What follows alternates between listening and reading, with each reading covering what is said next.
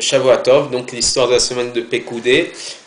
Comme je l'ai dit en fin de cours, les Gabaïm, donc les responsables de la communauté qui soient trésoriers ou co-responsables du bon déroulement de la vie communautaire, on les appelle les Gabaïm. Donc les responsables, mais aussi Gisbarim, qui sont des trésoriers. Le Talmud nous raconte dans le traité Ta'anit que Eliezer Bar Tota, c'était un maître de la Mishnah. On nous raconte qu'à chaque fois que les Gabayés de Tzedaka, donc ceux qui ramassaient des dons pour la Tzedaka, à chaque fois qu'ils le voyaient, ils se cachaient de lui.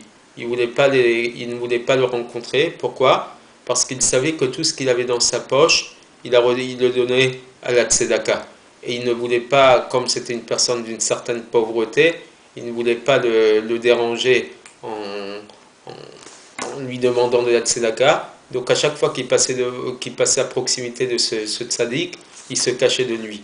Un jour, il est monté au marché pour acheter de quoi préparer une dot pour sa fille qui devait se marier.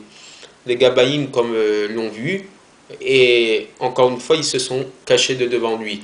Mais lui, il les a vus, il leur a couru derrière, et il leur a dit, je vous jure que vous devez me dire de quelle mitzvah vous êtes en train de vous occuper aujourd'hui. Ils ont dit, on s'occupe d'un veuve et d'un orphelin et d'une orpheline qu'on doit marier, et donc on ramasse de l'argent pour ça. Lui, il leur dit, je vous jure qu'ils sont préférentiels à ma fille. C'est à eux que je dois donner l'argent que j'avais prévu pour acheter la dot à ma fille, et je vous jure que vous devez accepter mon argent. Tout ce qu'il avait dans la main, il leur a pris, il leur a donné pour cet orphelin et cette orpheline.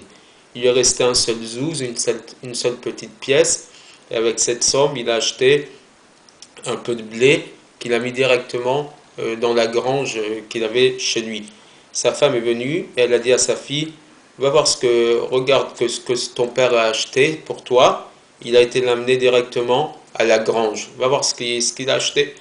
Elle a été pour ouvrir la porte de cette grange et elle a vu que la grange était remplie de blé au point que les grains de blé sortaient par les trous de la porte.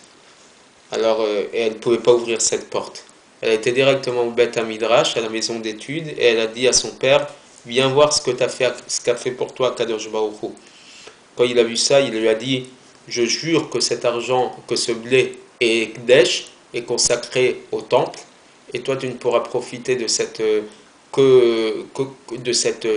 quantité que ce que profitent l'Ani et Israël, les pauvres de la communauté, à savoir qu'ils peuvent aller ramasser un peu de quantité, ce qu'on appelle Shecha, PA, des quantités négligeables, mais tout le reste de ce blé qui est venu miraculeusement, il doit servir pour le temple. Parce que comme il avait compris que c'est à la suite de cette mitzvah, donc d'avoir aidé l'orphelin, qu'Akadosh Baruch Hu lui avait amené ce miracle-là, il a décidé de consacrer tout ça pour Akadosh Baruch Hu. Nous ne sommes pas en mesure de donner tout ce qu'on a à la tzedaka, parce que bien évidemment, nous n'avons pas la même qualité que ces tzadikim, que ces justes, qu'ils ont vécu à un temps ancien et qu'ils ont consacré toute leur vie à Akadosh Baruch Hu. Mais bien évidemment, actuellement, on entend tous combien la communauté est dans la détresse, dans une détresse profonde. Beaucoup des membres de notre communauté juive et même non juive sont sous le seuil de pauvreté. Chacun selon ses moyens doit aider les autres, mais bien évidemment, aider les autres, ça commence par s'aider soi-même. Et donc, bien évidemment, il ne faut pas donner de manière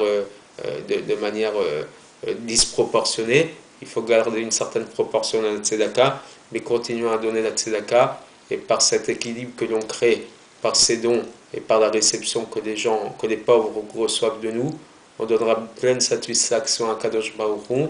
Tzedaka Tatsin Mamavet, la tzedaka Saoud de la mort, la tzedaka est la plus belle des mitzvot de la Torah, et de cette manière-là, Akadosh Baruch Hu nous rachètera de nos fautes, et Tzion Bamishpati Badeh Shabbat Tzedaka, et finalement c'est comme ça qu'on le recréera le troisième Beth Amikdash, le troisième temple, j'espère très prochainement, et avec beaucoup de joie. Shabbat Tov, à la semaine prochaine.